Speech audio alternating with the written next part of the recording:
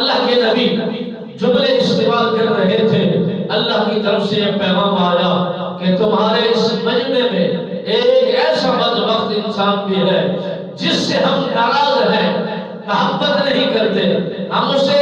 دیکھنا پسند نہیں کرتے،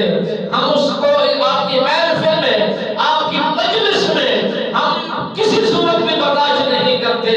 اگر وہ اٹھ جائے تمہاری دعا قبول ہوگی، اگر وہ ادھر سے چلا جائے تمہاری ہر دعا منظور ہوگی اور تمہارے ہر عمل کو پورا کیا جائے گا۔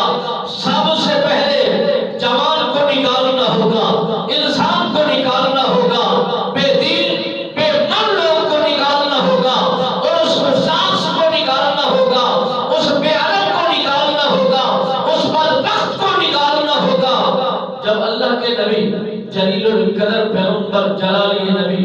حضرت موسیٰ کریم اللہ علیہ السلام سرکار تک یہ پیغام پہنچا، اللہ نے فرمایا کہ اس جوان کو نکال دو، دعا قبول ہوگی، اس دعا کو، اس جوان کو نکال دو، اپنے رحمت برسا دی جائے گی، اس جوان کو نکال دو، تم پر رحم کر دیا جائے گا۔ جب اللہ کے نبی نے یہ بات سنی، آپ جلال میں آئے، فرمایا تم میں سے کون ہے جو اللہ کی حدبندیوں کو قیاس کرتا ہے، اللہ کے احکامات کو کر کرتا ہے، اللہ کے حکم کی نافرمانی کرتا ہے، اللہ اس سے اتنا ناراض ہے کہ وہ اسی بدبخت انسان کی وجہ سے ہم پر رحم نہیں کر رہا، ہماری دعاؤں کو قبول نہیں کر رہا، ہماری دعاؤں کے شرف قبولیت عطا نہیں کر رہا۔ ہر بندہ اپنے گریبان میں جھانک رہا ہے، ہر بندہ اپنے نفس نفسی کے عالم میں مبتلا ہے کہ یہ میرے اندر گناہ ہو سکتا ہے، یہ میرے اندر یہ بدفعلی ہو سکتی ہے، یہ میرے اندر یہ خطا ہو سکتی ہے۔ ہر بندہ اپنا محاسبہ کر رہا ہے، اپنے آپ کو ملامت کر رہا ہے کہ تو اللہ کے حضور اگر سچا ہو جائے، پکا ہو جائے، رب کی رحمت بھی ہوگی، رب کا فضل بھی ہوگا، رب کی عنایات بھی ہوگی، رب کی مہربانیاں بھی ہوگی۔ وہ جو جوان جو سارے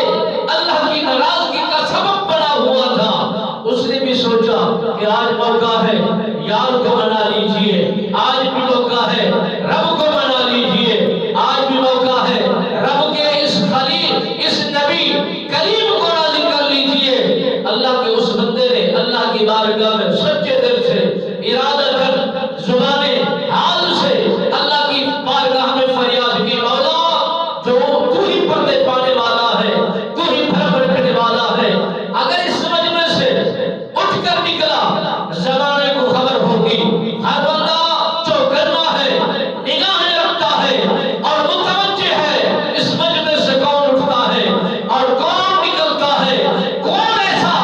بدبخت جوان ہے جو اللہ اس پر غضب نازل فرما رہا ہے، زمین کو بھی بنجر کر دیا، رحمتوں کی برسات کو بھی روک دیا اور اپنی برکات کا سلسلہ بھی بند کر دیا، دعائیں بھی قبول نہیں کر رہا۔ سارے بندے ہکے بکے پریشان کن ہیں، متوجہ اور غور و فکر کا شکار ہیں، بس وہ جوان اللہ کی بارگاہ میں گر گڑا رہا ہے، عرض کر رہا ہے، مولا تو ہی مہربانی کرنے والا